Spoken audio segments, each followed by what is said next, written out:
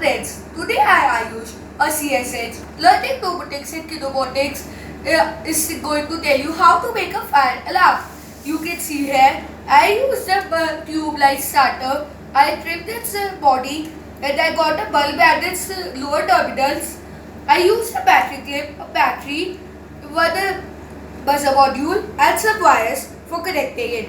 And I show you how it works.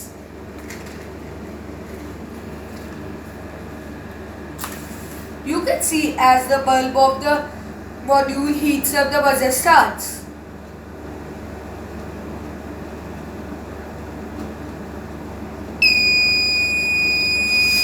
And when it will cool down, it will stop. So it shows a complete circuit as the bulb consists of some metal that can be heated up and contracts, and when it cools, it does not heat.